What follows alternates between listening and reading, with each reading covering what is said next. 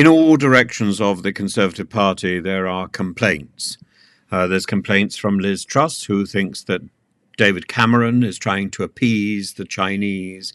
And then, of course, there is Robert Jenrick's resignation, which is taken to be a sign that the Prime Minister has capitulated to the one nation centrist lobby of the Conservative Party, the largest part of the Conservative Party, but they won't be happy either, I'm afraid. And given Rishi Sunak's response to Suella Braverman's resignation, Sunak is likely to try and prove that he is as tough as Suella Braverman, as tough as Robert Jenrick, and therefore the likelihood is he's going to further alienate the left. And the emergency legislation which Sunak is planning, I'm afraid, is going to upset everybody even more. There's already 10 people in the One Nation, in the centre part of the Conservative Party, who are threatening to resign. 10 ministers who are threatening to resign, maybe baby ministers, but ministers nevertheless. We've now seen somebody from the right wing of the party, Suella Braverman's lapdog, resigning, which, from my point of view, it couldn't come too soon. And Sunak has written a sort of pleading, whiny little letter to Jenrick saying, you don't understand. Oh, for goodness sake, be prime ministerial about it. He's now urged people to unite or die. And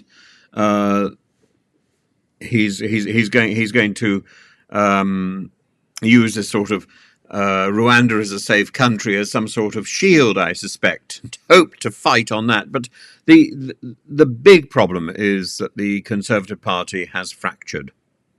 And it's almost today as if we see that final stake driven into the heart of the Conservative Party and the two parts splitting asunder. And I'm sure it can't come soon enough for Nigel Farage, who will return on his mounted charger from Australia, ready to take charge of the right wing. The bill that Cleverly has put forward, which I assumed had been written by Jenrick, but perhaps Cleverly has tinkered with it and it's not exactly what Jenrick intended, and that's why he's miffed. But the bill orders the courts in the UK to ignore the Human Rights Act, to ignore international law, including the UN Refugee Convention of 1951, when considering whether Rwanda is safe for asylum seekers. It's drawn criticism and will continue to draw criticism from lawyers, and in return the government will say, well, they're lefty lawyers. Well, actually, there is no such thing.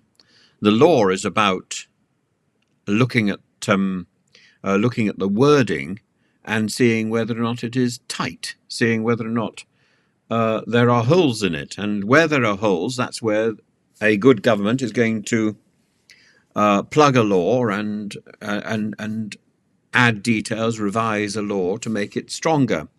In this case, the government is trying to upend the law and dismiss it completely and say, just don't pay any attention to it because we're more important than the law. They've misunderstood their role. The bill is fatally flawed, but not for the reasons that Suella Braverman and Robert Jenrick suggest.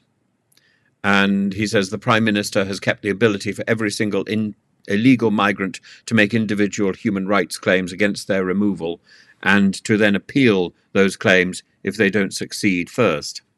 Well, maybe he has, because he's chosen the wrong instrument to sort the problem out. The instrument to solve the problem, which Jenrick and Suella Braverman just don't want to look at, is the 1951 Refugee Convention. That is the instrument to challenge, and the way to solve it is to call an international convention and to solve it internationally.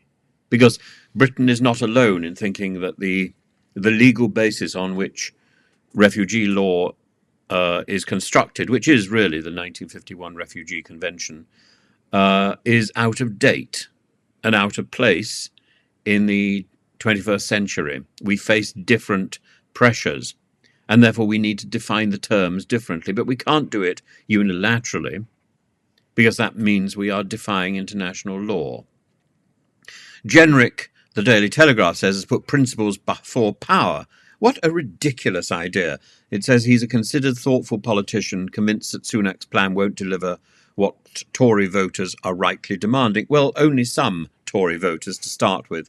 And the idea that he is a considered, thoughtful politician, he was grinning like some sort of demented Cheshire cat when he was sitting next to Cleverly only 2 days ago. So what went wrong in the meantime? What went wrong in the meantime is maybe he's looked at the details of the bill that has been put forward, and he doesn't like what he sees.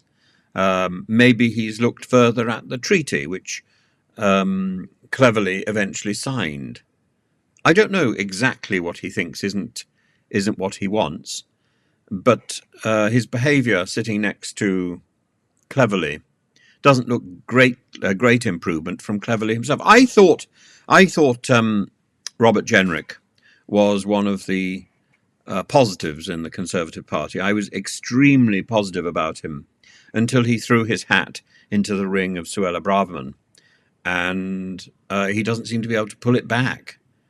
And I'm afraid he's lost to this obsession with ideology, and I simply don't accept the reading that the Daily Telegraph gives to this issue, and I think Sunak has misunderstood the options available to him as well. So by trying to ford a river that is fast flowing in two directions, Sunak has actually managed to upset both sides, and that will be it. Could well be that we are looking at the end of Sunak's government, because the chances of a wealth of no confidence letters going into the 1922 committee today are very high. There may be enough to trigger yet another vote, and there may be enough to trigger yet another leadership contest. That would be absurd, and I think particularly absurd at this stage in a parliament. The only option Rishi Sunak would have then is to call a general election and to lead as a lame duck prime minister, to lead a party into electoral oblivion, because that's what it would be. So these people are voting. They are voting for the end of their party. It's the most extraordinary spectacle.